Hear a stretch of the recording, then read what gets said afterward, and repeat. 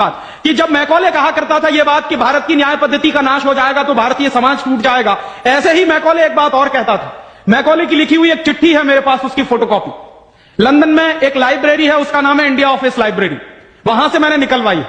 India office library में से ऐसे कुछ 50,000 से ज्यादा डॉक्यूमेंट्स मैं निकाल के लाया और वहां के कई लोगों की मदद से हमने वो निकलवाए। तो उनमें एक चिट्ठी है मैकॉले की, वो उसके अपने पिताजी को उसने लिखी।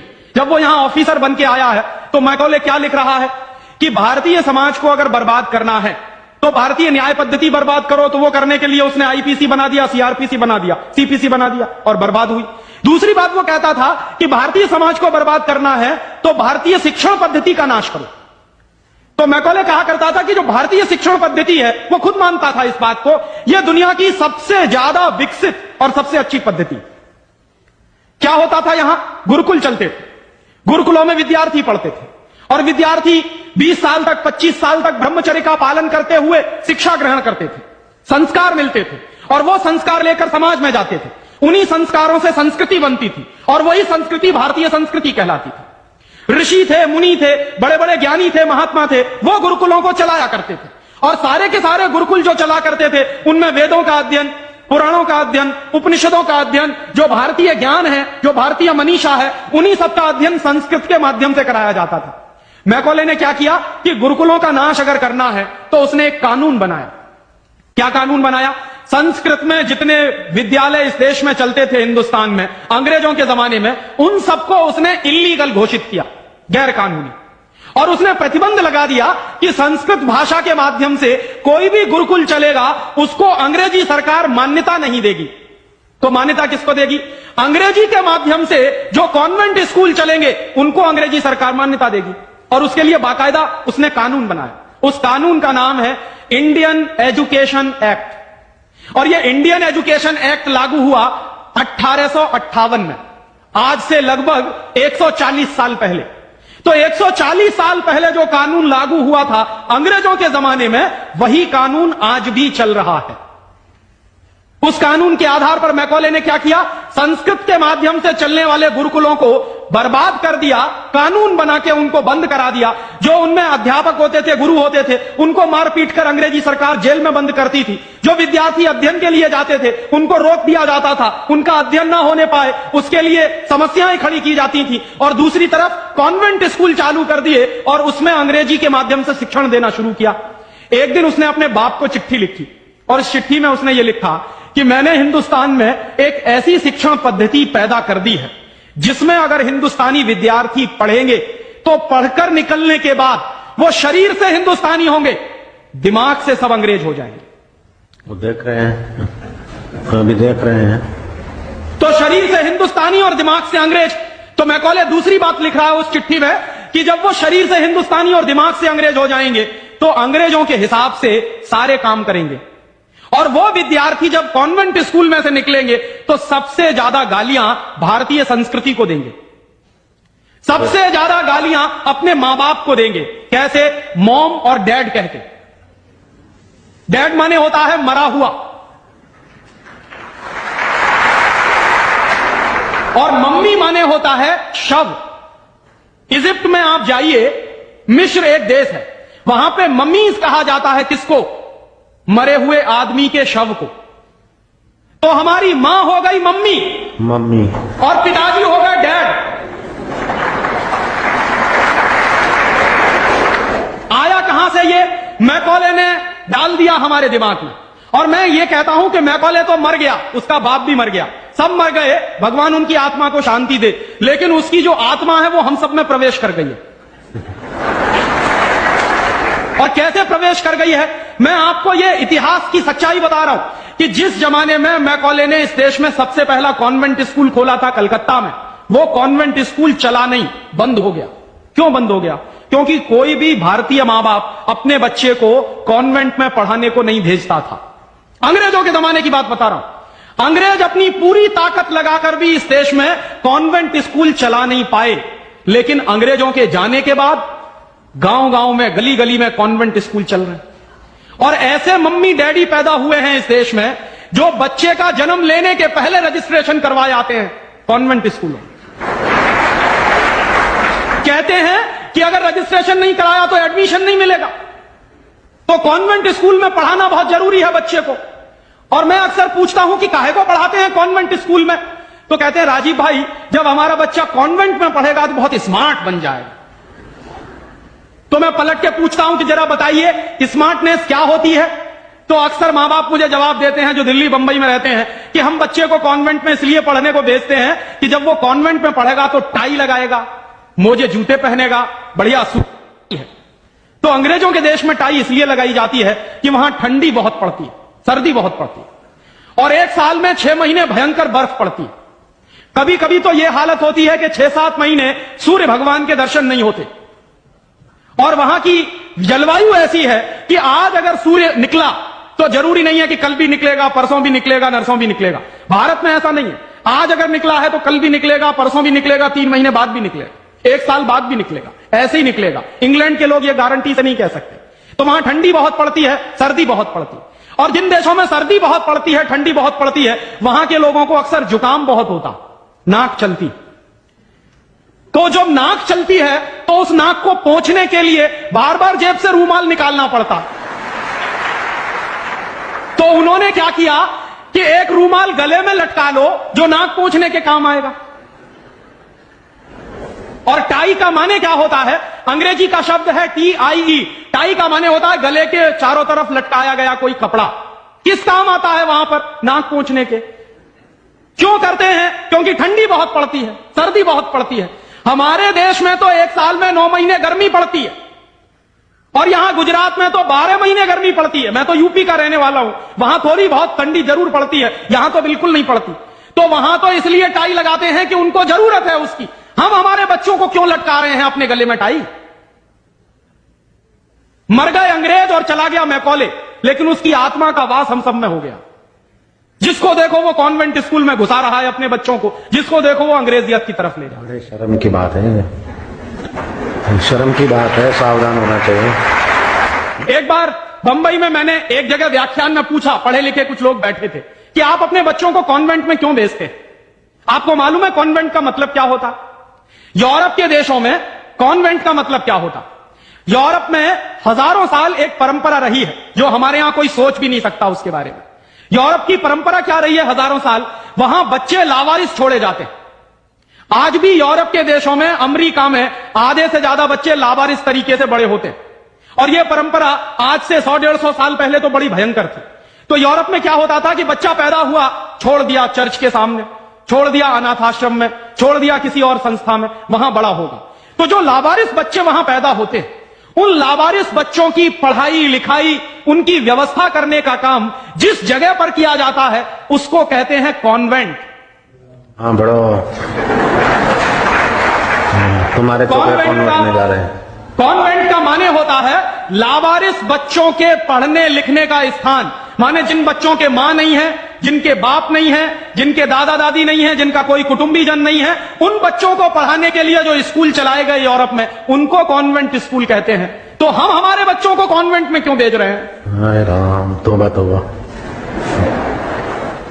यहां तो मां भी है और बाप भी है, लेकिन हम इतने बेवकूफ हो गए हैं कि मां बाप के रहते हुए बच्चे को लावारिस बनाने के लिए कॉन्वेंट में भेज रहे हैं। और वहां जाके बच्चे पढ़ते हैं तो क्या पढ़ते हैं, कल जो बापू कह रहे थे किस्से में, वही बंबई में एक दंपत्ति ने मुझे कहा, पति पत्नी थे, कहने लगे राजीव भाई अगर बच्चा अंग्रेजी नहीं पढ़ेगा तो पीछे रह जाएगा। तो मैंने उनसे पूछा आपको मालूम है दुनिया में कितने देशों में अंग्रेजी चलती है। तो कहने लगे अंग्रेजी तो अंतर्राष्ट्रीय भाषा है। मैंने कहा आपको तब जानकारी नहीं। दुनिया में इस समय 200 देश हैं जो संयुक्त राष्ट्र संघ के नक्शे पर है, और उन 200 देशों में से मात्र 12 देशों में अंग्रेजी चलती है। बाकी 188 देशों में उन देशों की अपनी भाषाएं चलती हैं। तो 200 देशों में से मात्र 12 देशों में अंग्रेजी चलती है, तो अंग्रेजी अंतर्राष्ट्रीय कैसे हो गई। अगर 200 में से 150 देशों में अंग्रेजी चलती तो मैं मान लेता कि अंग्रेजी अंतर्राष्ट्रीय भाषा, लेकिन मुश्किल से 12 देशों में जो भाषा चलती है उसको हम कहते हैं कि अंतर्राष्ट्रीय भाषा। और दूसरी बात, उसी दंपत्ति ने कहा कि राजीव भाई अंग्रेजी बहुत समृद्ध भाषा है, बहुत रिच लैंग्वेज है, जो शब्द उन्होंने इस्तेमाल किया, रिच लैंग्वेज माने समृद्ध भाषा। तो मैंने उनसे कहा कि दुनिया में अंग्रेजी से ज्यादा रद्दी दूसरी कोई भाषा नहीं। क्यों, उसका कारण है उसका कारण है, जानते हैं क्या है? अंग्रेजी में चाचा, मामा, ताऊ, मौसा, फूफा सब अंकल, और काकी, ताई, मौसी और सब आंटी। अब आप मुझे जरा ये बताइए कि मौसा में और फूफा में फर्क होता है कि नहीं होता? क्या आप फूफा को मामा बना सकते हैं? या ये बताइए कि मौसी में और काकी में फर्क होता है कि नहीं होता? क्या मौसी काकी हो सकती है? दुनिया की जिस भाषा में रिश्तों को कहने के शब्द ना हो, वो सबसे रद्दी भाषा। बिल्कुल ठीक। हमारे यहां हिंदुस्तान में जितनी भाषाएं चलती हैं, हर भाषा में परिवार के रिश्तों को कहने के लिए विशेष शब्द हैं। वहां नहीं है। वहां क्या है? सब इन लॉज हैं, चाहे वो लड़की वाले हों चाहे लड़के वाले हों। पता ही नहीं चलता कि ये लड़के वाले इन लॉज हैं कि लड़की वाले इन लॉज। या तो सब अंकल हैं या तो सब आंटी। क्यों है ऐसा? क्योंकि अंग्रेजी भाषा में रिश्तों को कहने के लिए शब्द नहीं है। कारण क्या है? अंग्रेजी भाषा में शब्दों की बहुत कमी है। और अंग्रेजी भाषा में शब्दों की कितनी कमी है? अगर मूल रूप से देखा जाए तो अंग्रेजी भाषा में मात्र 2600 शब्द हैं कुल मिलाकर।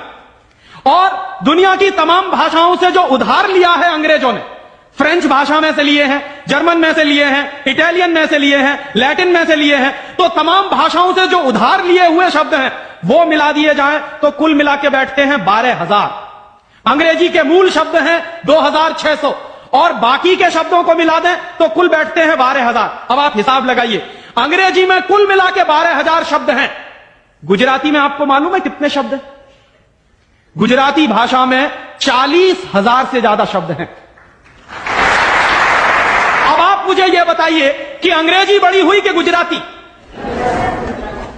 तो काहे को नहीं पढ़ाते अपने बच्चों को गुजराती में? और एक दूसरा उदाहरण दूं कि अंग्रेजी में कुल मिला के 12,000 शब्द हैं और मराठी भाषा है हमारे देश की, उसमें इस समय 48,000 शब्द हैं। अंग्रेजी से 4 गुनी बड़ी है मराठी।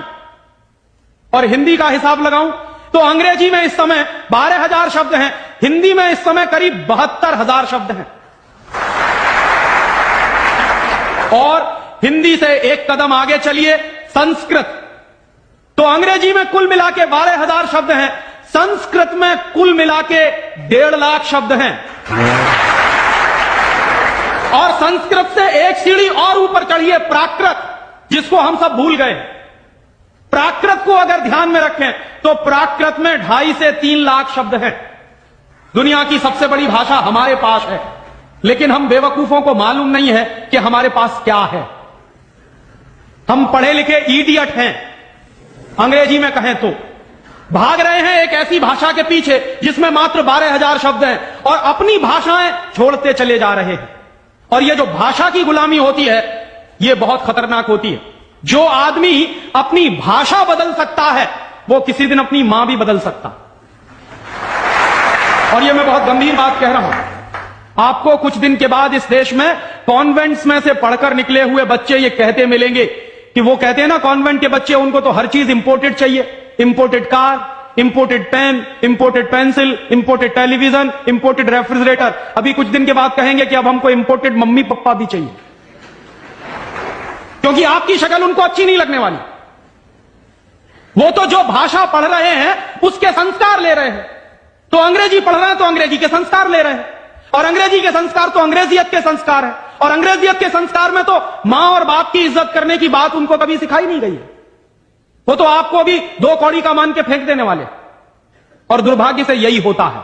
कॉन्वेंट स्कूल से निकले हुए बच्चे जितनी गाली अपनी मातृभाषा को देते हैं, अपनी संस्कृति को देते हैं, अपने परिवार को देते हैं, उतनी शायद कोई नहीं देता। तो मैकॉले जो कहा करता था वो बात आज हमको दिखाई देती है कि कॉन्वेंट में पढ़कर निकलेंगे बच्चे तो ये शरीर से हिंदुस्तानी होंगे, दिमाग से अंग्रेज होंगे। और इसी के संबंध में एक आखिरी बात उसने और कही थी कि ये जो भाषा की गुलामी होती है ये आदमी के स्वतंत्र चिंतन को रोक देती है।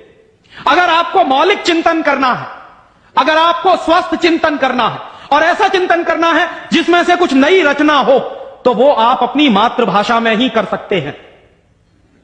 दुनिया में मातृभाषा में पढ़कर बड़े बड़े वैज्ञानिक पैदा हुए हैं, हम लोग अक्सर मैं लोगों को कहता हूं कि जो लोग कॉन्वेंट के पीछे पागल है, उनको मैं अभी ताजा ताजा उदाहरण देता हूं। हिंदुस्तान में एक वैज्ञानिक है, उसका नाम है डॉक्टर एपीजे कलाम। डॉक्टर एपीजे कलाम को इस साल भारत रत्न मिला है और डॉक्टर एपीजे कलाम हिंदुस्तान के जिंदा रहने वाले वैज्ञानिकों में इस समय सबसे ऊपर के व्यक्ति हैं। आपको मालूम है डॉक्टर कलाम की पूरी शिक्षा तमिल में हुई है, अंग्रेजी उन्होंने पढ़ी नहीं है। बहुत वर्षों के बाद उन्होंने थोड़ी अंग्रेजी पढ़ी है काम चलाने के लिए। बचपन से उनकी पूरी शिक्षा उनकी मातृभाषा में हुई है। वो तमिल अच्छी जानते हैं, मलयालम अच्छी जानते हैं और हिंदुस्तान में आज वो सबसे ऊंची श्रेणी के वैज्ञानिक हैं जिनको भारत रत्न मिला। दुनिया के ऐसे तमाम वैज्ञानिकों के मैं उदाहरण दे सकता हूं। आइंस्टाइन, अल्बर्ट आइंस्टाइन सारा का सारा काम अपनी मातृभाषा में करता था, जर्मन में, और इसलिए इतना बड़ा बना।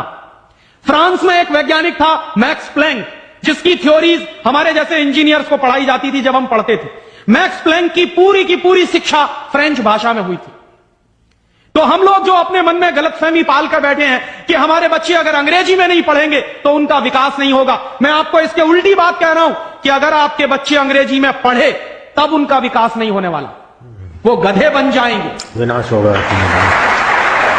हम लोग क्या कर रहे हैं, अपने बच्चों को कॉन्वेंट में भेज कर गधा बना रहे हैं। गधा जानते हैं क्या होता? गधे के ऊपर बोझा लादते चले जाइए, लादते चले जाइए, लादते चले जाइए, बेचारा चुपचाप चलता चला जाता है, चलता चला जाता है। आजकल बच्चों के कंधे पर जो बस्ते हमने लाद दिए हैं, जरा उनका वजन तो कर लीजिए। जो बच्चे का वजन है उससे ज्यादा बस्ते का वजन है। अभी से आप अपने बच्चे को स्पॉन्डिलाइटिस का मरीज बना रहे हैं। जितना वजन उसका कंधा ढो नहीं सकता, उससे ज्यादा वजन उसके कंधे पर लटका हुआ, और बेचारा वो बस्ता लेके जाता है, लौट के आता है। जब लौट के आता है तो घंटों घंटों का होमवर्क उसको दे दिया जाता है। आप क्या करते हैं, अपनी मगजमारी कम करने के लिए उसका एक ट्यूटर रख देते हैं। ट्यूटर क्या करता है कि स्कूल का होमवर्क मिला, ट्यूटर ने अपना होमवर्क दे दिया। बच्चे का खेलना कूदना बंद, और बच्चा अगर खेलेगा नहीं, कूदेगा नहीं, तो उसका विकास कैसे होने वाला? तो या तो आपने फंसा दिया बेचारा होमवर्क। मैं अच्छे अच्छे घरों में जाता हूं, सबके बच्चे क्या कर रहे हैं, होमवर्क कर रहे हैं, सवेरे से शाम तक होमवर्क चल रहा है, कभी खत्म होने में ही नहीं आता। भला हो ऐसे स्कूलों का। और उस होमवर्क में से बना क्या रहे हैं और वो होमवर्क कर क्या रहे हैं? मैं आपको मेरी आप बीती सुनाता हूं, किसी दूसरे की नहीं। मैं भी बचपन में अंग्रेजी में मैं पढ़ा, और मैं सबसे ज्यादा गालियां मेरे मां बाप को देता हूं। इसके लिए मेरे पिताजी ने, वो एक बड़े ऑफिसर हैं, ये करने के लिए कि बेटा अंग्रेजी में पढ़ना चाहिए तो बड़ा बनेगा, तो मुझको भी पढ़ा दिया। अब अंग्रेजी माध्यम की जो पढ़ाई है, अंग्रेजियत की जो पढ़ाई है, वो क्या है? मैं आपको एक सॉलिड एग्जांपल दूं मेरा। मुझको गणित पढ़ाया जाता था। गणित में क्या पढ़ाते थे? एक फॉर्मूला था जो मुझको रटवाते थे क्लास 9th में जब मैं पढ़ता था। क्या फॉर्मूला था? x + y whole square is equal to x square plus 2xy plus y square, x - y whole square is equal to x square minus 2xy plus y square. और अक्सर इसमें गड़बड़ी होती थी, प्लस का माइनस होता था, माइनस का प्लस होता था। तो क्या होता था, मेरी पिटाई होती थी, क्लास में पिटाई होती थी। और मेरे जो अध्यापक थे तो मुझको खूब चिढ़ाते थे और मुझको खूब उल्टा सीधा कहते थे। एक दिन मैंने ये तय किया कि सब छोड़ छाड़ के ये 2 फॉर्मूले रटूंगा। तो रटने के लिए मैं बैठ गया, सब काम एक बाजू में। अब ये x + y और x - y में मैं घुस गया। लिख लिख के मैंने किलो कॉपियां बर्बाद कर दी, किलो कागज बर्बाद कर दिया, पता नहीं कितने बॉल पेन बर्बाद हुए होंगे। और 3-4 महीने की उस भयंकर मेहनत के बाद मुझको कुछ फॉर्मूले याद हो गए। अब वो फॉर्मूले मैं सीख के आया। दुर्भाग्य से मैं बताऊं कि 3-4 महीने के सैकड़ों घंटे बर्बाद करके, अपना खून सुखा के, मार खा के, बेइज्जती बर्दाश्त करके मैंने जो फॉर्मूले पढ़े वो मेरे जीवन में आज तक कभी काम में नहीं आए। और दूसरे बाजू में मेरी मां ने, जो बहुत पढ़ी लिखी नहीं है, मुझको एक फॉर्मूला सिखाया। क्या सिखाया? एक पहाड़ा सिखाया। आधा, सवाया, 1.5 गुना, 2.5 गुना, 3 गुना, 3.5 गुना, ये मुझे सिखाया। और वो मेरे जीवन में रोज काम आता। लेकिन कहा क्या जाता है कि मेरी मां तो पढ़ी लिखी नहीं है, पीएचडी नहीं किया उसने। तो जो बिना पीएचडी होल्डर है, जिसने कुछ पढ़ा लिखा नहीं है आज की भाषा में, उसने मुझे ऐसी चीज सिखाई जो जीवन में रोज काम आती है। और जो बड़े बड़े पीएचडी होल्डर प्रोफेसर ने मुझे सिखाया वो जीवन में कभी काम नहीं आया। और आप अपने बच्चों को यही पढ़ा रहे हैं। कॉन्वेंट स्कूल के जितने क्यूरिकुलम हैं और उसमें बच्चे जो कुछ पढ़ रहे हैं उसमें से 95% बेकार जाने वाला है। उस 95% का उनके जीवन में कभी कोई इस्तेमाल होने वाला नहीं। ये आप कहिए तो मैं जहां कहिए वहां लिख कर दे दूं, क्योंकि मैं भुगत चुका हूं इस बात को। और वो जो 95% आप पढ़ा रहे हैं, आपके बच्चे के अगर काम नहीं आने वाला है, तो उसके लिए आप लाखों रुपए बर्बाद कर रहे हैं, करोड़ों घंटे बर्बाद कर रहे हैं। उस बच्चे का मन मस्तिष्क आपने दबा दिया है होमवर्क के नीचे। झूठी शान और प्रतिष्ठा में आप अपने बच्चों को गधा नहीं बना रहे हैं तो क्या बना रहे हैं? तो आप पूछेंगे क्या करें, तो मैं आपसे एक बुद्धिमानी की बात निवेदन करना चाहता हूं। वो निवेदन यह करना चाहता हूं कि जितनी जल्दी हो अपने बच्चों को इन कॉन्वेंट स्कूलों में से बाहर निकाल लीजिए। और बढ़िया बात है। ये कॉन्वेंट स्कूल में इसलिए भी भेजना बंद करिए कि भारतीय संस्कृति में पिता सिर्फ एक होता है, लेकिन कॉन्वेंट स्कूल में एक फादर भी होता है। इस बात की गंभीरता को समझिए कि भारतीय संस्कृति में पिता एक ही होता है, लेकिन कॉन्वेंट स्कूल में जब बच्चे जाते हैं तो एक दूसरा फादर भी होता। तो पिता के साथ ये फादर कहां से आ गया? और अगर पिता के साथ फादर आ गया तो पता नहीं क्या क्या आ जाएगा आपके घर में। हां, यह मैं चेतावनी के रूप में कह रहा हूं आपसे। यह सिर्फ इशारे से समझ लीजिए कि अगर बच्चे की पढ़ाई के साथ पिता के साथ फादर आया है तो और बहुत कुछ चला आएगा आपके बच्चे के संस्कार में। और कहीं ऐसा ना हो जाए कि आपके देखते देखते आपका बच्चा क्रिश्चियन ना बन जाए, ईसाई ना बन जाए। इसलिए मैं आपसे एक निवेदन तो यह करने आया कि जितनी जल्दी हो कॉन्वेंट स्कूलों से बच्चे निकाल लीजिए। और एक दूसरा निवेदन और करने आया हूं, जितनी जल्दी हो कॉन्वेंट स्कूलों को डोनेशन देना बंद करिए। हमारा हजारों हजारों रुपए का डोनेशन कॉन्वेंट स्कूलों में जाता। एक बच्चे का एडमिशन कराना है तो वो कहेंगे बिल्डिंग फीस दे दो, वो कहेंगे डोनेशन दे दो, वो कहेंगे इसकी फीस दे दो, उसकी फीस दे दो, और रोज रोज कोई ना कोई मांग चढ़ी ही रहती है। आज फलाना डे, आज धमाका डे, आज ये ले आओ, कल वो ले आओ। बर्बादी हमारी, माने हम हमारे दुश्मन को अपना पैसा दे रहे हैं। दुनिया में ऐसे बेवकूफ लोग मैंने कहीं नहीं देखे जो अपने दुश्मन को अपने घर का पैसा देते हो। आप जानते हैं कि कॉन्वेंट स्कूलों में से निकलने वाले बच्चे भारतीय संस्कृति के विरोधी होने वाले हैं और उनको यूरोप की संस्कृति सिखाई जा रही है। उसके लिए पैसा हम खर्च कर रहे हैं अपने हाथों से। तो भगवान के लिए, भारतीय संस्कृति को बचाने के लिए अपने बच्चों को कॉन्वेंट में से बाहर निकालिए और अपने बच्चों के नाम पर ये उनको जो डोनेशन दे रहे हैं आप कॉन्वेंट स्कूलों को, वो बंद करिए। और मैं आपको पूरे विश्वास से ये कहना चाहता हूं कि आपके बच्चे अगर मातृभाषा में पढ़ेंगे तो सबसे ज्यादा विद्वान बनने की क्षमता है उनमें। और ये क्यों है? दुनिया के सारे मनोवैज्ञानिक एक ही बात पर अब पहुंचे हैं, जो बात हमारे लोग बहुत पहले से कह गए। अभी यूरोप के लोग आज उस निष्कर्ष पे पहुंचे। क्या कहते हैं? बच्चा अगर मातृभाषा में पढ़ता है तो उसको जो सुविधाएं मिलती हैं, जो फायदा होता है, वो दूसरी भाषा में नहीं मिलती। जैसे उदाहरण के लिए मैं आपको बताऊं और आप इसको प्रयोग के रूप में करिए। आपकी मातृभाषा अगर गुजराती है और आप अपने बच्चे को गुजराती में पढ़ाइए तो कोई सवाल आप उसको दीजिए गुजराती में याद करने के लिए, जितनी जल्दी वो याद कर लेगा उस सवाल को, अगर वही सवाल आप अंग्रेजी में दीजिए उसको तो कम से कम 6 गुना समय लगेगा उसको। अगर वो 1 घंटे में गुजराती में कोई चीज याद करेगा तो 6 घंटे लगेंगे उसको अंग्रेजी में याद करने के लिए। और अंग्रेजी में भी उसको याद नहीं होगा, वो रटेगा पोपट की तरह से। जैसे पोपट होता है ना, रट लेता, वैसे ही रटेगा। और रटने के बाद क्या करेगा? इम्तिहान में लिख कर आएगा। इम्तिहान में लिख कर आया, उसके 2 दिन बाद पूछिए कि तुमने परसों क्या लिखा है, उसको कुछ याद नहीं। ऐसे ज्ञान का करेगा क्या वो?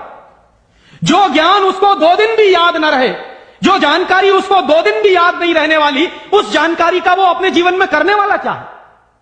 और इसके दूसरी तरफ आप ये करके देख लीजिए, छोटी छोटी कहानी, छोटे छोटे किस्से, छोटी छोटी कथाओं के माध्यम से, मातृभाषा के माध्यम से आप उसको कोई बात सिखा दीजिए, वर्षों वर्षों जिंदगी भर उसको वो बात याद रहेगी। मुझे भी याद, मेरी दादी मां ने कहानी के माध्यम से जो संस्कार मुझ में दिए हैं वो अभी भी मुझे याद है। लेकिन मेरे स्कूल में जो संस्कार मुझे दिए गए वो मैं भूल चुका हूं, क्योंकि विदेशी भाषा में मैंने लिया। तो ये खराब होता।